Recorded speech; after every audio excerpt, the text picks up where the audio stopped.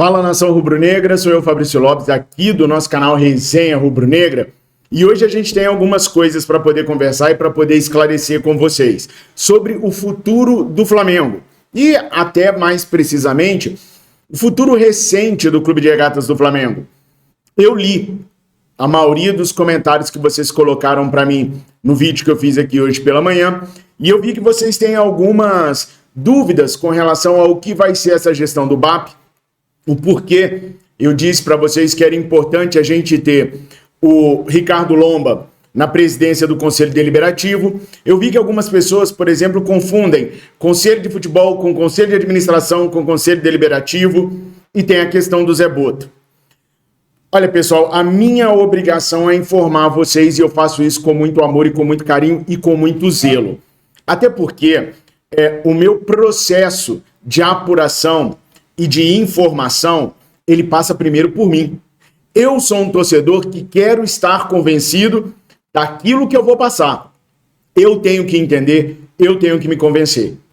Porque eu sou torcedor e eu amo esse clube. Tendo todas as informações, me convencido de que aquilo ali é a informação correta, aí eu repasso ela para vocês. Então eu quero falar sobre o Zé Boto com vocês também, para mostrar para vocês quem é o Zé Boto do ponto de vista das pesquisas e das apurações que o Fabrício Lopes fez. Vale lembrar que não é a primeira vez que eu toco no nome do Zé Boto aqui no canal.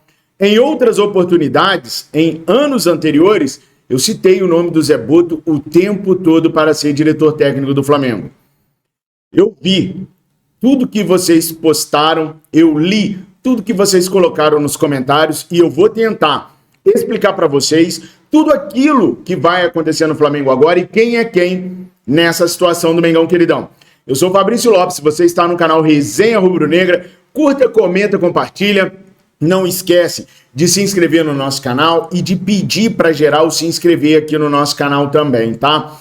É importantíssimo vocês darem essa moral pra gente continuar fazendo esse trabalho que a gente já faz desde 2015, no extinto canal Verdade Vermelho e Preto, que tinha mais de 600 mil inscritos, e agora nós estamos recomeçando aqui nesse canal, porque a gente perdeu o outro canal grande. Então eu peço para que vocês nos ajudem, divulguem bastante o nosso canal, para a gente continuar crescendo. E vocês sabem, aqui a verdade é dita, doa quem doer, mesmo que doa em nós mesmos. Então o meu compromisso com a verdade sempre vai ser a minha pauta principal e vai ser a minha linha editorial em todos os assuntos do Mengão que eu for tratar com vocês. Dito isso, tem o meu novo canal, No Mundo Agora, o link vai estar aqui na descrição, no comentário fixado. Eu espero vocês lá. É um canal sobre outros tópicos, outros temas para você desestressar de Flamengo. Clica, se inscreva, assista os nossos vídeos lá, já tem 4 vídeos que eu fiz muito maneiros lá, dá um pulinho lá que eu tenho certeza que vocês vão gostar. Bom, agora vamos falar de Mengão Queridão, tá? Primeiro, o que vai acontecer nos próximos dias? O BAP vai assumir o Flamengo oficialmente dia 1º de janeiro, tá? Só que a posse acontece no dia 18 de dezembro. Mas até o dia 1º de janeiro, o BAP não pode assinar nada, não pode fazer nada, não tem validade as ações oficiais do BAP. Ainda estaria sob o comando de Rodolfo Landim. Então, a cerimônia de posse é no dia 18 de dezembro, mas ele só assume mesmo a partir do dia 1º de janeiro. A partir de semana que vem, eles já vão começar a fazer a transição. O que é a transição? Todo lugar civilizado, quando troca o comando, aqueles que estão detentores das informações começam a repassar as informações para aqueles que vão entrar. É o famoso sob nova direção.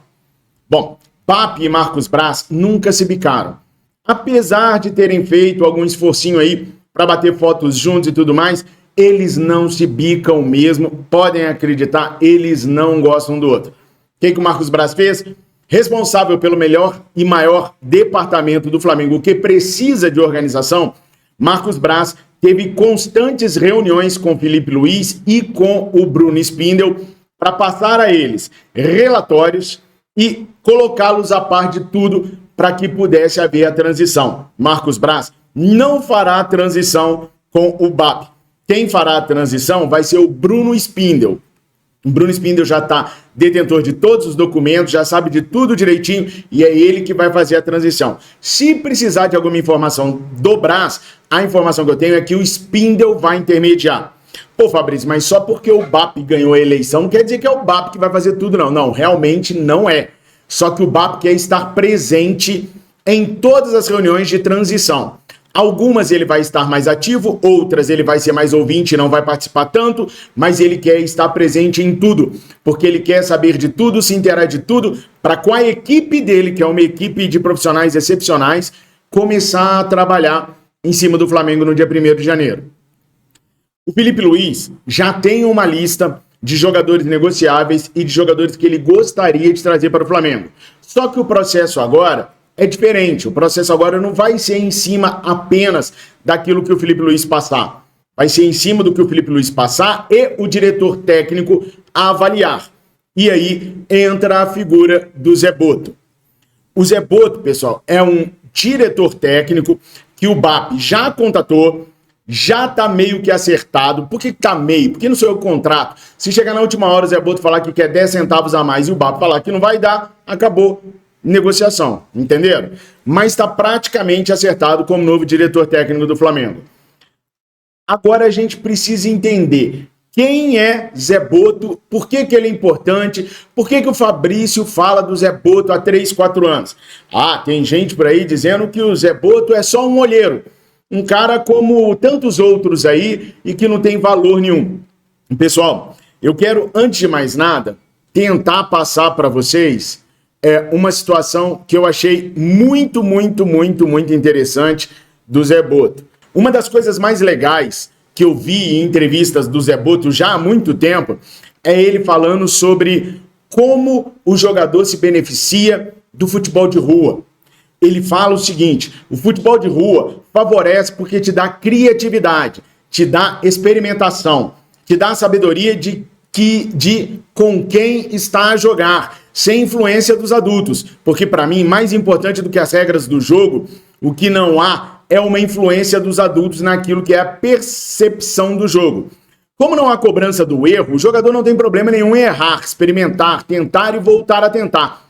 Isso não se passa quando há a presença do treinador adulto, que é sempre aquela cobrança do erro. Não há em todos, mas nós sabemos que a maior parte dos treinadores da base querem replicar aquilo que é o futebol profissional. Eu achei isso sensacional, porque apesar dele ser europeu, ele sempre cita o futebol brasileiro como o futebol mais mágico, mais encantador, mais criativo, justamente porque a molecada jogava na rua. Então, ele é um amplo conhecedor de futebol. Fabrício está falando isso só porque ele falou do futebol de rua? Não, claro que não. Há milhares de podcasts aí no YouTube que vocês podem procurar entrevistas dele, que ele vai falar sobre a parte tática, ele vai falar sobre a parte de desenvolvimento de jogadores, e se tem uma situação que eu gostei muito, é de um dizer que ele coloca, onde ele fala sobre o que ele pensa que tem que ser as contratações. Fala o seguinte: também somos um contraponto às ideias dos treinadores, que querem trazer seus jogadores, e protegemos o clube da influência dos empresários. Temos que evitar contratar por contratar. Isso é sensacional. Por quê? Quantas vezes a gente reclamou do Evander, indicação de empresário, amigo? Quantas vezes a gente reclamou de contratações do Bertolucci, amigo, parça? Muita gente não vai gostar mesmo do Zé Boto, gente, porque o Zé Boto trabalha com uma economia financeira grande. Sabe por quê? Dá uma olhada nos jogadores que ele descobriu. Alex Witzel, belga, o Dembélé, o Matic e o goleiro Oblak. Só umas amostras daquilo que ele descobriu. No caso do Dembélé, por exemplo, ele descobriu o Dembélé muito jovem ainda. E Luiz Vieira, presidente do Benfica, não o quis. Achou que ele não era lá essas coisas todas, não. Hoje ele tá no PSG, eu nem sou tão fã assim do Dembélé não, mas é um baita de um jogador, jogou no Barcelona também. Outro jogador que o Boto descobriu com 16 anos de idade foi o Felipe Coutinho, esse que tá no Vasco agora. Também recomendou pro Benfica e o presidente do Benfica disse não. Agora, ele descobriu o Felipe Coutinho quando ele tinha 16 anos, jogando na base do Vasco. mas ele estava lá no Benfica, em Portugal. Olha o lastro de visão que o Boto tem. Olha a amplitude de visão que o Boto tem. Então isso prova que ele sabe negociar. A gente sabe observar, sabe avaliar a importância de um atleta. A gente vive reclamando que o Flamengo não olha para jovens talentos da América do Sul. Tá lá o Garro, um dos principais jogadores do Campeonato Brasileiro. Tá lá o Thiago Almada, arrebentando no Botafogo. 2 jogadores, para dar um exemplo, de jogadores que eu falei aqui no canal e que o Flamengo nunca se interessou. Agora tem um cara que não vem sozinho. O Boto vem como equipe de olheiros que cumprem as determinações que ele passa, observando e trazendo jogadores que ele entenda que vai servir a filosofia do clube, não a filosofia do treinador. Porque o Alan é um bonde do Sampaoli, que não encaixou na filosofia do Flamengo de jogar. Então ele não vai trazer jogadores para o Felipe Luiz, ele vai trazer jogadores para a filosofia do Flamengo de jogo, que é o jogo ofensivo. A sorte é que o Felipe Luiz também tem a mesma filosofia.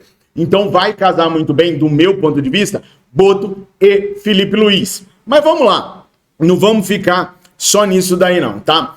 Aqui do ladinho agora, eu tô trazendo para vocês os trabalhos que o Zé Boto desenvolveu ao longo da carreira dele. Eu ouvi muitas pessoas falando que ele foi só olheiro. Não, ele não foi só olheiro. Tá aqui, ó. De 96 a 2002, ele treinou o Loures, tá? Aí depois, de 2002 a 2004, ele foi assistente de diretor esportivo no Benfica. Ou seja, ele já tinha acumulado a experiência, vamos falar que foi um estágio como assistente de diretor. Antes de você ser diretor, você tem que ser assistente de diretor, você tem que fazer um estágio, tem que entender da função. Ele foi assistente de diretor lá no Benfica. Quando foi em 2004, ele foi para esse time aí, o Sacavenense, para treinar aquela equipe lá. Voltou para o Benfica em 2007 e ficou até 2010 realmente como olheiro. E de 2010 a 2018, ele foi chefe do departamento de scout do Benfica. Quando foi 2018, ele foi convidado para ser diretor esportivo no Shakhtar Donetsk. E ficou lá até 2023, quando assumiu como diretor esportivo no PAOK. E está, desde 2024, na equipe do NK Osijek, da Croácia. Então, ele nunca ficou desempregado. Desde que ele começou, ele esteve sempre empregado, sempre com convites para ir para outros clubes. Tá, Fabrício, mas e aí? O que isso quer dizer? Bom, o que isso representa? Não representaria muita coisa, não fosse isso daqui, ó. Olha a quantidade de títulos que ele ganhou. Ele não. Os clubes ganharam enquanto ele estava prestando serviço para esses clubes. É lógico que o Benfica não foi 6 vezes campeão português só pelo trabalho do Zé Boto. Claro que não. Tinha ali um monte de jogador que o Boto descobriu, é verdade, que o Boto foi buscar, é verdade, mas tinha um Jorge Jesus, tinha uma equipe técnica muito boa, mas ele fez parte desses trabalhos. 6 vezes campeão português, 3 vezes campeão da Supertaça de Portugal, 6 vezes campeão da Taça da Liga no Shakhtar, como diretor esportivo já. 3 vezes campeão da Ucrânia, 2 vezes campeão da Supertaça da Ucrânia, 2 vezes campeão da Taça da Ucrânia.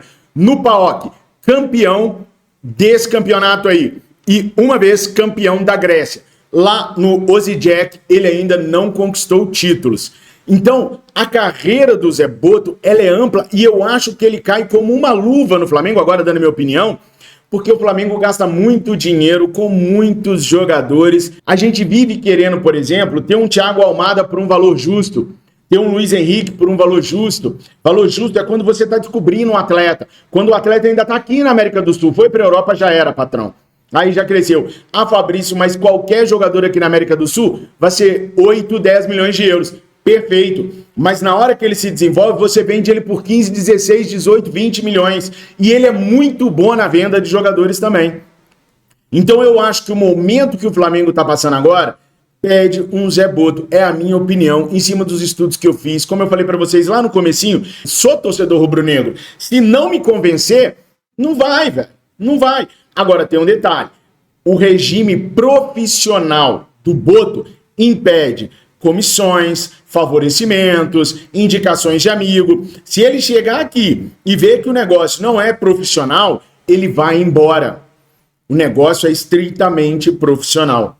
Bom, agora que vocês já sabem aquilo que eu apurei sobre o Boto, coloca aí nos comentários qual é a opinião de vocês, se ficou bem esclarecido ou não. E eu vou ler e vou esclarecer suas dúvidas nos vídeos futuros. Falando agora sobre Luiz Eduardo Batista e o porquê que o Lomba é importante para ele para o próximo triênio. Pessoal, tem pessoas que estão confundindo os conselhos do Flamengo. Primeiro, o conselho de futebol é uma coisa que não existe estatutariamente falando, foi uma coisa criada à parte pelo Landim para cabeças pensarem sobre os rumos do futebol. Esse conselho se reunia sempre às segundas-feiras à noite para tratar da próxima semana, ou do próximo mês, ou do próximo trimestre, mas é uma coisa que não é estatutária, ok? Estatutariamente falando, temos dois conselhos. O Conselho de Administração, ou o Conselho Administrativo, o COAD, que era o conselho que o BAP era presidente, e temos o Conselho Deliberativo, o COD, que é o grandão, o responsável pelas votações quando envolve muitos milhões de reais.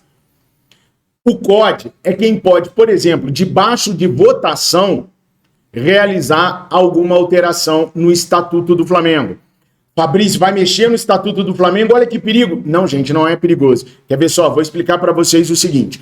Primeiro, botem na cabeça de vocês que nenhuma alteração passa sem votação. Não é que o presidente do COD fala assim, não, beleza, pode fazer. Não. Precisa votar. Ainda mais as mais importantes, tá? Sempre precisa votar. Segundo, o nosso estatuto, apesar de ser um bom estatuto, é de 1992. E daí, Fabrício? E daí que em 1992 nem informática tinha do jeito que a gente tem hoje. Em 1992 não existia internet, não existia nuvem, não existia computadores à disposição.